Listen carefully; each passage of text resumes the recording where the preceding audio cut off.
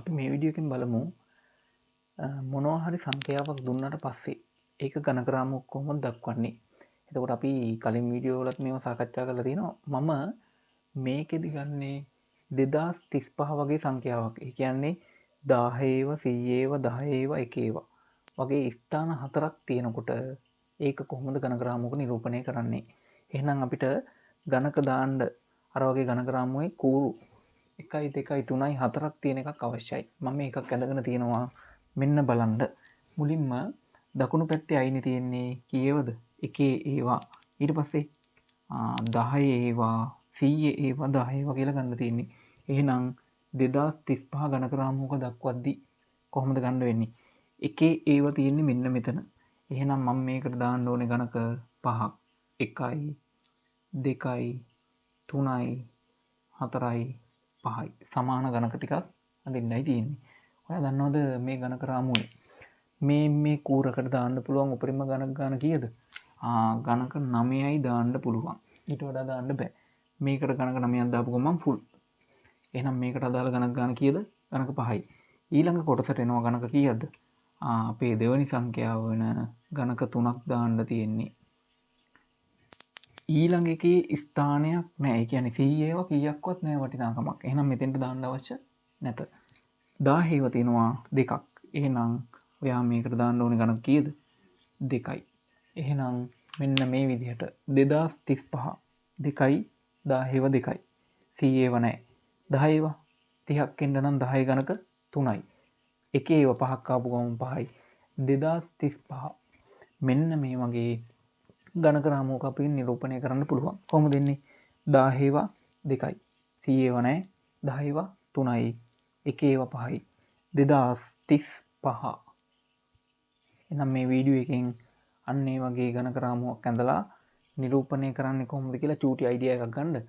ඔයාට පුළුවන් තව සංඛ්‍යා කීපයක් ලියලා ඒකට ගණක දාලා ඇඳලා බලන්න. එහෙනම් 3045 කියලා හිතන්නකෝ. නැත්නම් 3245. කොහොමද යන්නේ? මේකට 3යි 200 නම් මේකට 2යි 40 නම් මේකට 4යි 5යි නම් මේකට 5යි. ඔන්න ඔය වගේ අපිට අදාළ ගණක රාමුවකට ගණක දාලා ගණක රාමුවක නිරූපණය කරන්න පුළුවන් දීලා තියෙනවා. බලමු දශම සංඛ්‍යාවක් ගණක රාමුවක කොහොමද නිරූපණය කරන්නේ. අපි අර කලින් වීඩියෝ එකේ ගත්තා වගේම ගණක රාමුවක අර ගණක දාන කූර නැත්නම් ඒ කූරට දාන ගණක ගන්න කොහොමත් 9ම තමයි.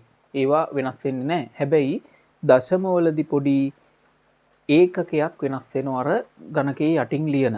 අපි ලිව්වේ එකේ ඒවා 10 ඒවා 100 ඒවා. ඒ වගේ දශම දානකොට පොඩි වෙනස්කමක් වෙනවා. මොකක්ද කියලා ඔයා මේ වීඩියෝ එකෙන් බලන්න. එහෙනම් මම මුලින්ම නිරූපණය කරන්න යන්නේ 2.51. මතක තියාගන්න ස්ථාන 3යිනේ. එහෙනම් මෙතෙන්ට එන්නේ 2. ඒ කියන්නේ එකේ ඒවා තියෙන තැන. එකේ ඒවා තමයි මේ. රයිට්. දශම තැන් කියන්නේ මුලින්ම හම්බෙන්නේ 10න් එකේ පංගු. 10න් එකේ ඒවා. ඊළඟ ස්ථානය 100න් එකක්. ඕ මතක තියාගන්න. 100න් එකේ ඒවා.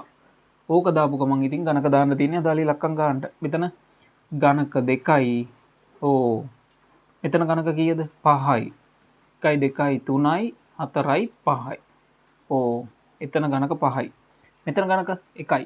ඔන්න 2.5 එක නිරූපණය කරපු හැටි. මේ යට ලියන ස්ථානීයගේ තමයි හරියටම වැදගත් වෙන්නේ. 43.53 කොහොමද නිරූපණය කරන්නේ? එහෙනම් බලන්න මෙතන මේ ස්ථාන දෙකක් තියෙනවා දශම තිත්තට කලින්. එහෙනම් එකේවත් තියෙනවා 10 ඒවත් තියෙනවා. මෙතෙන්ට එන්නේ කවුද එහෙනම්?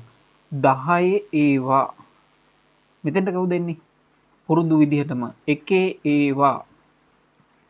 දශම තිත්තට ළඟම එක්කෙනා නැවත 10න් එකේ පංගු. 10න් එකේ ඒවා.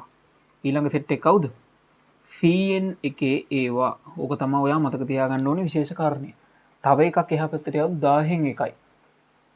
දැන් මෙතෙන්ට අදාළව ගණක 4යි. මෙතෙන්ට අදාළව ගණක 3යි. මෙතෙන්ට අදාළව ගණක 5යි. මෙතෙන්ට අදාළව ගණක නැවත 3යි. ඔන්න බලන්නකෝ. එහෙනම් අපිට මේ විදිහට ගණක රාමුවකට ගණක දාලා නිරූපණය කරන්න පුළුවන්.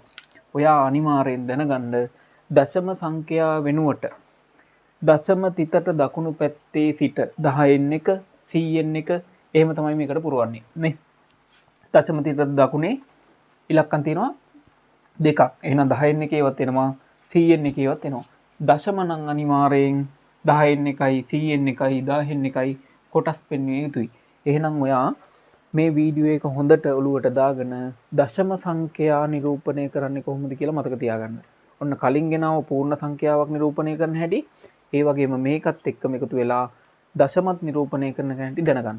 එතකොට ඝනක රාමුවකට දශම දාන්න හරි පූර්ණ සංඛ්‍යා දාන්න හරි නිවැරදිව දැනගත්ත කියන්නේ වාට ලස්සන්ට විභාගෙට තියෙන ප්‍රශ්නයක්. නැත්නම් විභාගෙට අහලා තියෙනවා එක්ක පූර්ණ සංඛ්‍යාවක් එක්ක දශම සංඛ්‍යාවක් ඝනක රාමුවක නිරූපණය කරන්න. අනිවාර්යෙන් මේ වීඩියෝ එක හොඳට මතක තියාගත්තොත් මේ විදිහට ඝනක රාමුව පුරවන්න වග බලා ගන්න.